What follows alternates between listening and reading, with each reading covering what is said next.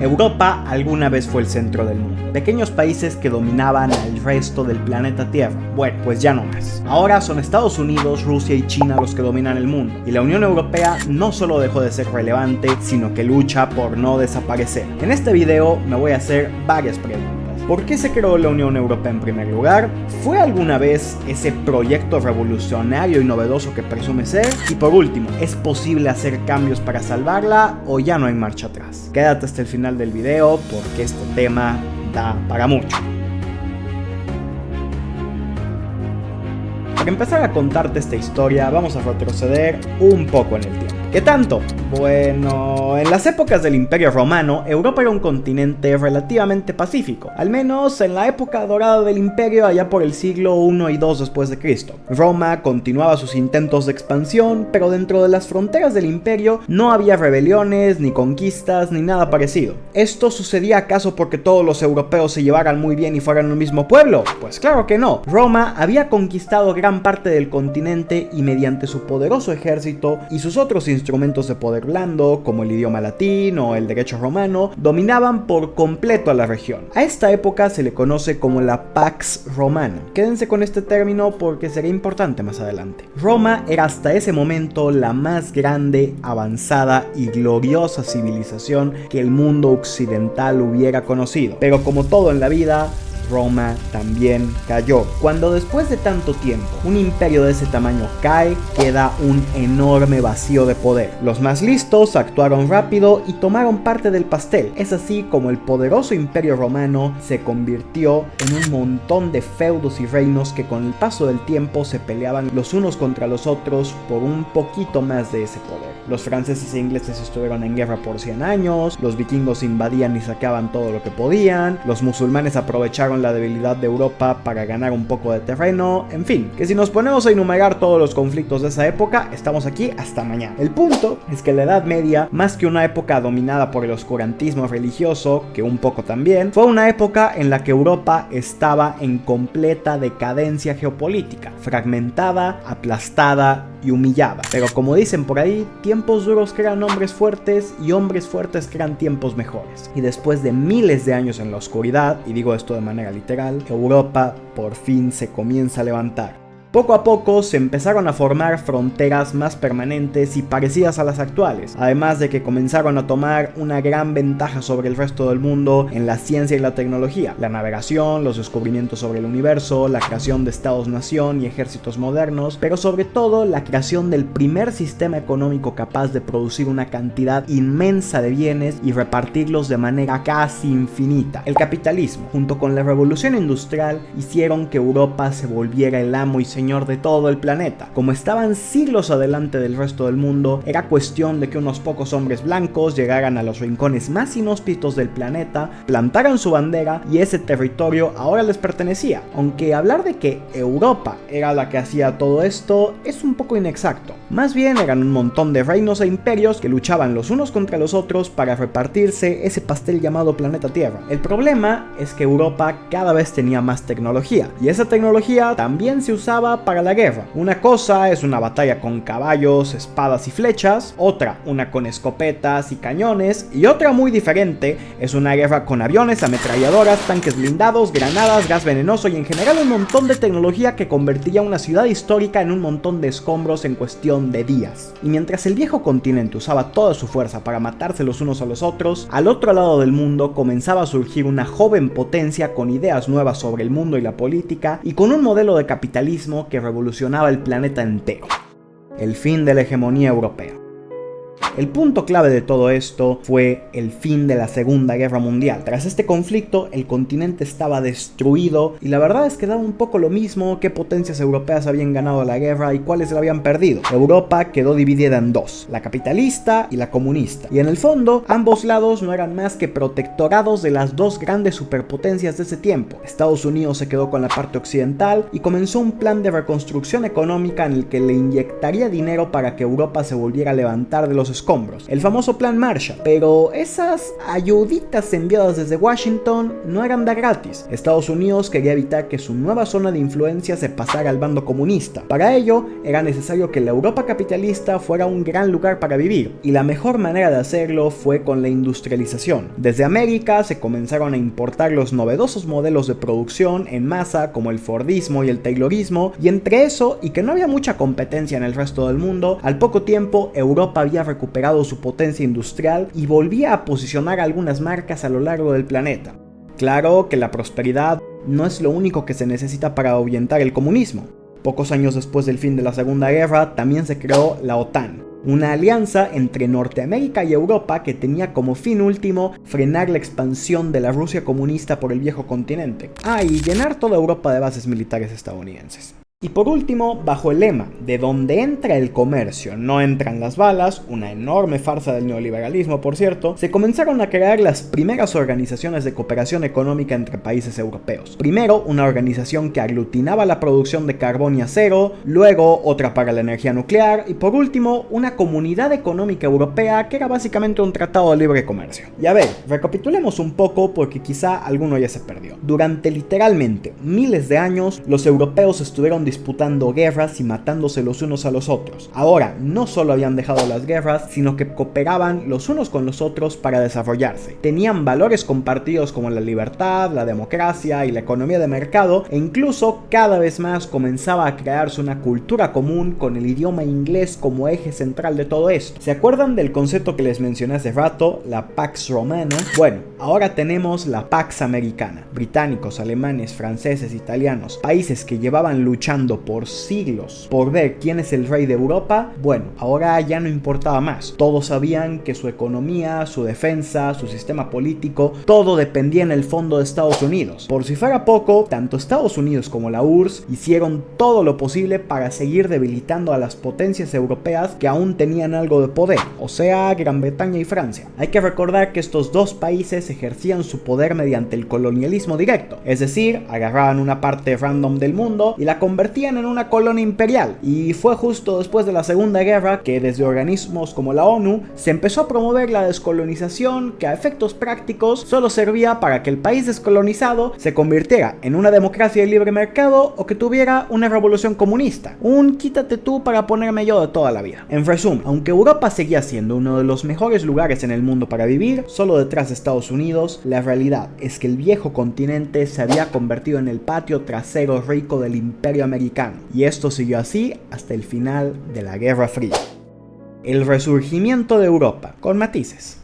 Cuando cayó el muro de Berlín y la Unión Soviética terminó partida en pedacitos, se dio el escenario justo para que el proyecto común europeo terminara de consolidarse, y durante unos años Europa vivió una edad dorada. Como habían sido pioneros en la cuarta revolución industrial de la posguerra, Europa se había posicionado como una superpotencia mundial, y en un mundo en el que el proyecto democrático capitalista se había quedado sin oposición, Europa, aunque nunca dejó de depender política, militar y económicamente de Washington, se colocaba como un agente de segundo orden en la geopolítica, y de vez en cuando podían tomar decisiones como un bloque autónomo. Varios países europeos estuvieron en contra de la invasión de Irak, algunos otros también se opusieron a la participación de la OTAN en la guerra de los Balcanes, y países como Alemania iban mejorando cada vez más sus relaciones con Rusia. Y es que cuando cayó la URSS, Estados Unidos dejó de mirar tanto hacia el Atlántico Norte y se comenzó a centrar más en erradicar a los grupos más radicales que se estaban expandiendo por el Medio Oriente y zonas rezagadas del mundo. Esto le dio a Europa cierta autonomía por un tiempo, autonomía que pudieron aprovechar para recuperar su soberanía y convertirse en un bloque geopolítico que tuviera un peso propio en la política global, pero no lo hicieron. En mi opinión, desde la creación de la Unión Europea se ha enfrentado a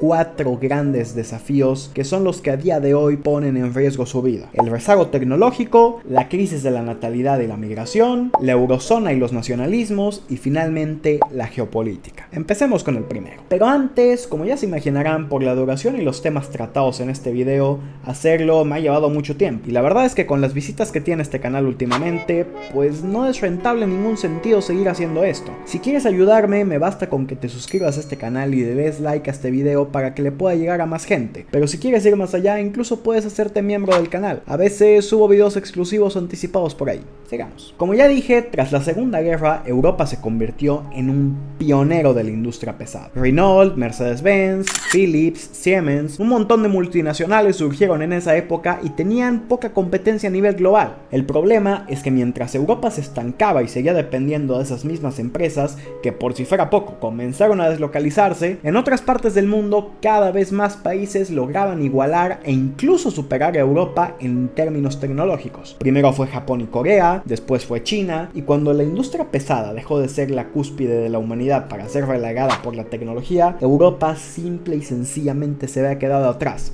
El viejo continente tiene solo 5 de las 50 empresas más grandes a nivel tecnológico de la actualidad. Cosa grave si tenemos en cuenta que China, una potencia muy joven, ya tiene 10 y Estados Unidos tiene 30. Y es que el exceso de regulación, la falta de inversión privada en desarrollo y la falta de un plan a futuro en este tema han hecho que las compañías europeas ya no estén al nivel de sus rivales geopolíticos, aunque esos factores no son los únicos a considerar.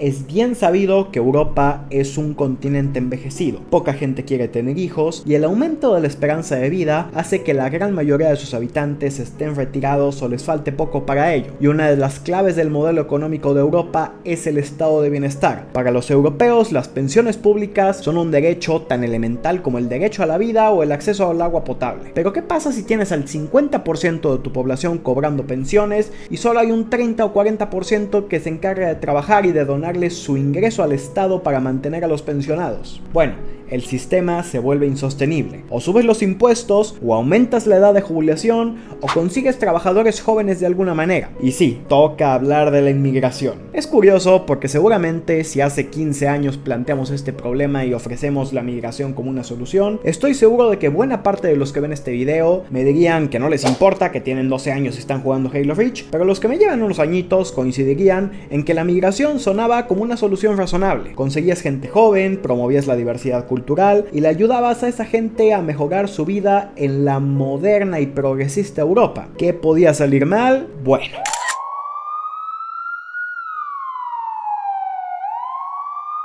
La inmigración tiene varios problemas. En primera, viene de lugares con culturas muy, pero muy diferentes a la europea y que si se hace de manera masiva, se promoverá de manera indirecta a que estos nuevos migrantes, en lugar de adaptarse a su nueva sociedad, creen pequeños espacios de sus antiguos países en Europa. Hay un montón de guetos islámicos alrededor de todo el continente y esto con el paso de tiempo comienza a molestar a los europeos de toda la vida. Mucha gente desde fuera podrá decir que son unos racistas o algo por el estilo, pero creo que es innegable que cambiar por completo la composición étnica de una sociedad por un tema económico trae problemas. Y eso se empieza a notar con el surgimiento de ciertos partidos que más adelante vamos a ver. Pero toca hablar del que es quizá el tema más complejo del video, el euro. Así que pon atención. En 1999 se lanza la moneda única del continente europeo, el euro. Una moneda que le daría a los europeos la tranquilidad de contar con una divisa fuerte que no se devaluara tras un par de malas ideas del político de turno. Hasta ahí todo bien, pero para explicar lo que ven a continuación hay que poner un par de conceptos sobre la mesa. Si tú tienes una moneda de valor muy alto como el dólar o el euro, producir cosas y exportarlas va a ser muy caro. Tus trabajadores tendrán que recibir un salario en dólares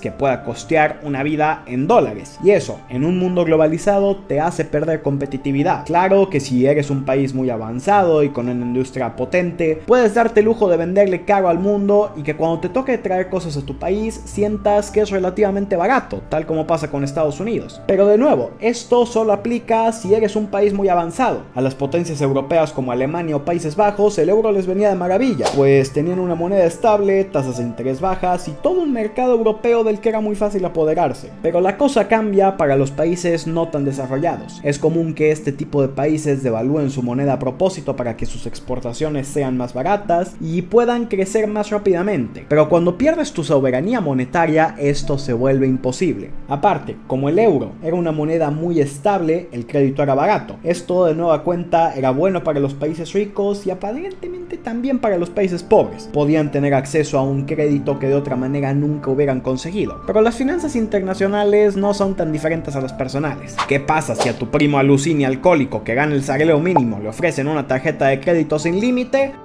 Bueno, pues a los 2 meses le andan embargando la casa porque le debe 500,000 pesos a un antro de mala muerte. Pues lo mismo le pasó a Grecia. Durante años los helénicos tenían un déficit fiscal que asustaba hasta los mismísimos Kirchner en Argentina. Y aunque al principio a nadie le importaba, total, Alemania pagaba la fiesta, cuando estalló la crisis de 2008, Grecia se declaró en default. Los bancos internacionales solo accedieron a rescatarla si aplicaba serias medidas de austeridad económica. Y como ya hemos explicado en el punto pasado, en Europa el estado de bienestar es como un derecho humano, así que provocó enormes protestas y cambios políticos en Grecia. Todo a la vez que su economía y desempleo se desplomaban en más del 25% porque el gobierno griego no tenía la manera de resolver estos problemas como lo haría cualquier país soberano. Al finalizar esta crisis, los griegos y en general todos los europeos del sur sentían que el sistema europeísta los perjudicaba y los metía en una trampa financiera. Pero los países del norte sentían que tenían que mantener a sus hermanitos idiotas que no eran capaces de bajarle ni 2 pinches rayitas al déficit. Independientemente de quién tuviera razón, el problema de fondo está en que Europa se había convertido en una unión económica, pero no en una unión política. Lo podemos comparar con Estados Unidos, donde si bien hay estados más ricos que otros, una persona en Wyoming no siente que el californiano se aprovecha de él, y el propio gobierno federal reparte presupuesto del estado de manera equitativa para cosas como infraestructura o salud pública.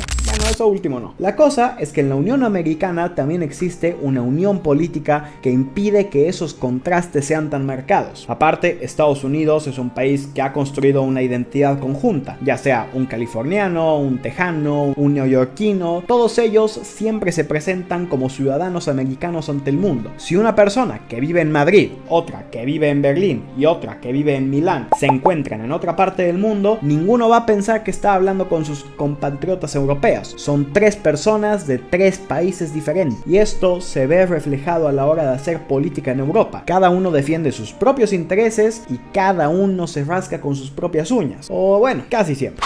La cruzada por la autodestrucción.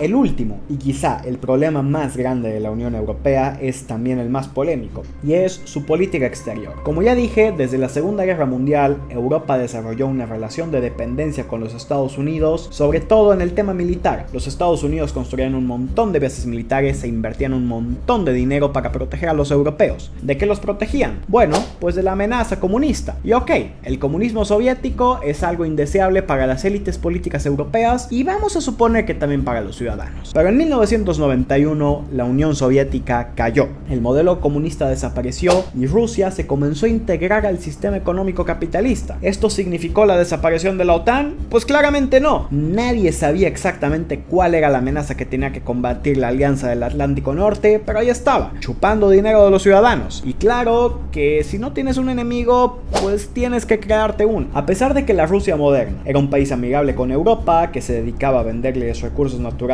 necesarios para la industria del viejo continente, y que incluso alguna vez intentó unirse a la OTAN para combatir contra sabe Dios quién, desde Washington y Bruselas nunca dejaron de verlos como un enemigo y comenzaron a adentrarse en el único lugar que Rusia pedía que no se metiera, la antigua Unión Soviética. Que la guerra de Ucrania fue provocada directamente por la OTAN como un intento de aislar a Rusia del sistema económico global es bien sabido. Hasta el propio Donald Trump ha admitido esto. Y Europa, a pesar de que, como ya dije, había construido una gran relación comercial con Rusia, decidieron actuar en contra de sus propios intereses y romper relaciones con el país más grande del mundo. ¿Los motivos? Bueno, quizá una humanitaria solidaridad con el pueblo de Ucrania, aunque si de humanismo se tratara ya podrían empezar a voltear a ver lo que pasa en Gaza. Otro posible motivo es la creencia de que la invasión de Ucrania es tan solo el primer paso de un malvado plan de Putin para conquistar toda Europa y que dejarlo tomar Kiev sería como cuando Chamberlain permitió a Hitler hacerse con los Sudetes antes de la Segunda Guerra Mundial. Pero a ver, ¿esto tiene algún tipo de fundamento o es una absurda teoría de la conspiración de la propaganda atlantista?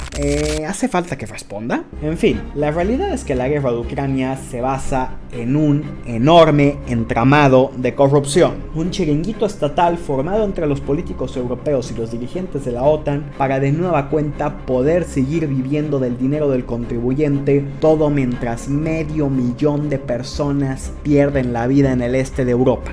La guerra de Ucrania le ha costado a Europa una crisis inflacionaria y energética que solo se ha podido apaciguar aumentando la dependencia de los Estados Unidos, pero la Casa Blanca ha cambiado de residente. Trump desde el inicio dijo que esta guerra era un despropósito que nunca debió de haber ocurrido y está decidido a acabar con ella. Recientemente Estados Unidos ha vuelto a reunirse con Rusia y parece que están dispuestos a ponerle fin a la guerra, y esto lo ha hecho sin contar con la presencia de ningún delegado europeo que forme parte de las negociaciones. Trump aplica la estrategia de mantener cerca a tus enemigos y no tanto a tus amigos, y veremos cómo le sale. Pero este desprecio por Europa no es de gratis. Las grandes superpotencias están comenzando a calmar las aguas de una posible tercera guerra mundial, mientras que Europa sigue hablando de incrementar el gasto militar para defenderse de la supuesta amenaza rusa y siguen buscando defender a una Ucrania que ha perdido toda su credibilidad internacional. Esto ha traído a colisión cada vez más la idea de que el modelo europeo tiene que cambiar, y hay dos opciones. La primera sería una unión política, algo así como los Estados Unidos de Europa, que como ya expliqué en el tema del euro podría traer ciertas ventajas, aunque la verdad es que en el corto plazo parece prácticamente imposible. Y la otra es el desmembramiento de la Unión Europea para que cada país pueda ver por sus propios intereses. Actualmente hay varios países que tienen esta opción sobre la mesa, pero no podemos olvidar que esto ya ocurrió mucho antes de que se hablara de la decadencia de la UE. Y sí, amigos, tenemos que hablar del Brexit. Los planes de huida. Aunque llevo todo el video criticando a la Unión Europea y pareciera que soy partidario de una desintegración total, en honor a la verdad hay que decir que el Brexit fue un poco un desastre. Gran Bretaña siempre tuvo una relación complicada con la Unión Europea. No se afilió a la Comunidad Económica Europea hasta el 73, tuvo varios referéndums sobre su permanencia hasta que finalmente ganó el sí en 2016. Y hay que decir que nunca se terminó de integrar por completo al bloque, mantuvo el euro y nunca se unió a la zona de libre tránsito de personas propuesta desde Bruselas. Aún así, los motivos de su salida fueron más o menos los que hemos analizado en este video. Los británicos se entendían a sí mismos como uno de esos países ricos que tenían que pagar los platos rotos de sus hermanos sureños idiotas. Siempre vieron la inmigración como un problema que se podía salir de control, sobre todo en una época en la que más de 500.000 de personas llegaban a la isla cada año, y en general Reino Unido es un país que se ha entendido como algo externo a Europa. El hecho de ser una isla y haber tenido el control de medio planeta hace que vean al continente como un simple vecino al que saludan cuando se van a trabajar. En 2016 el sí al Brexit ganó por poco más de 2 puntos porcentuales y, como ya dije, ha resultado en un enorme desastre económico. Se estima que el Reino Unido ha perdido cerca del 5% del crecimiento del PIB por apartarse del mercado común europeo, que no ha podido sustituir con compradores externos. Y recordemos que, como lo dice el nombre, el Reino Unido son varios reinos que están unidos. No sé si eso puede calificar como el peor chiste que he hecho en este canal. La cosa es que, aunque Inglaterra votó ampliamente a favor del Brexit, en Escocia e Irlanda del Norte se votó por la permanencia europea, y esto ha germinado en varios movimientos independentistas, sobre todo en Escocia, que quiere dejar de ser parte del Reino Unido para volver a la Unión Europea. Por donde se le vea, el proyecto Brexit no ha salido bien, y esto nos hace cuestionarnos sobre si la solución a esto es tan sencilla como que los países agarren sus maletas, salgan de la UE y tomen su propio camino, aun si hay cada vez más movimientos políticos que comienzan a ver esto como una posibilidad. Dicen por ahí que los extremos se tocan, que cuando llevas el pensamiento de izquierda a su punto más radical, termina pareciéndose mucho al pensamiento más radical de la derecha. Y a ver, esto es una afirmación pero muy cuestionable, aunque no es el tema del video, pero la verdad es que sí hay una postura que comparten los partidos de extrema izquierda con los de extrema derecha, y es el euroescepticismo. La cosa es que la izquierda no woke, que busca una soberanía nacional, es un movimiento muy joven en Europa que, aunque creo que tiene futuro, todavía no tiene peso político en el continente. Así que este tema le termina tocando exclusivamente a la extrema derecha. Alternativa por Alemania, Le Pen en Francia, Giorgia Meloni en Italia, Vox en España, Viktor Orbán en Hungría. Todos ellos se han mostrado, por lo menos en cierto grado, escépticos ante las políticas de Bruselas. Aunque, eso sí, unos más que otros. Mientras que Giorgia Meloni critica la islamización de Europa y las políticas económicas relacionadas al euro, se mantiene a favor de la OTAN y la defensa de Ucrania. Y en realidad su idea con la UE es más bien una reforma conservadora en la que se promueva más la soberanía nacional y que favorezca la inmigración cristiana de lugares como Latinoamérica. Por otro lado, Alternativa por Alemania rechaza totalmente el euro y está convencida de que la guerra de Ucrania es responsable de buena parte de los problemas de Alemania. Que razón no le falta, ¿eh? Pero entonces tenemos una tercera opción sobre la mesa. Y que si me preguntan, creo que es lo que terminará sucediendo. Una Europa que siga teniendo libre movimiento de personas y de bienes, pero que deje atrás todas las políticas climáticas, la identidad woke y la inmigración islámica. Pero aquí cabe hacerse una nueva pregunta. Si esto pasa, ¿Europa por fin tendrá un proyecto soberano o tan solo se estaría acomodando a los nuevos dictados que lleguen desde Washington DC? No es casualidad que Elon Musk haya apoyado públicamente a Alternativa por Alemania, ni que Milei esté formando una especie de romance geopolítico con Giorgia Meloni. Parece que la idea conservadora no es solo el presente de Estados Unidos, sino que también es el futuro de Europa. Y ya les digo yo, que esta humillación histórica de Trump al viejo continente va a ser un antes y un después en el panorama ideológico europeo. Pero mientras ese panorama no deje de ser una bola de ideas traídas directamente desde los Estados Unidos, no creo que Europa pueda recuperar el rol que alguna vez tuvo en el mundo. Es hora de un descanso. En el siglo XIX, Europa se estaba repartiendo el mundo con escuadra y cartabón, y esto fue el resultado de que por siglos Europa revolucionó una y otra vez la forma en que la humanidad entiende el entorno que los rodea. Nicolás Copérnico, Isaac Newton, Adam Smith, Karl Marx, Sigmund Freud, Albert Einstein, las grandes mentes de los últimos 500 años eran todas del viejo continente, pero tal y como le pasó al Imperio Romano, todo llega a su final. Hasta los más grandes y poderosos envejecen y tienen que dejarle su lugar a las nuevas generaciones. Primero Estados Unidos tomó el lugar que le correspondía al viejo continente, pero ahora desde Asia e incluso desde Medio Oriente parece que nuevas formas de entender el mundo están llegando para quedarse. Europa necesita más que una nueva ideología política, necesita un nuevo renacimiento si es que quiere volver a ser lo que algún día fue. Y a ver, no me malentiendan, su enorme historia y bagaje cultural seguirán atrayendo montones de turistas y en general su economía seguirá siendo lo suficientemente fuerte como para que sea un buen lugar para vivir, pero cada vez más países se desarrollan a pasos agigantados y creo que vamos a ser una generación que cuando nos toque pisar por primera vez el viejo continente nos llevaremos una gran decepción porque crecimos admirando lo que alguna vez fue y no en lo que se ha convertido. Pero bueno, si llegaste hasta acá es porque te gustó el video, así que hazme un favor, suscríbete a este canal, que eso a mí me ayudaría mucho a seguir haciendo este tipo de videos. Nos vemos.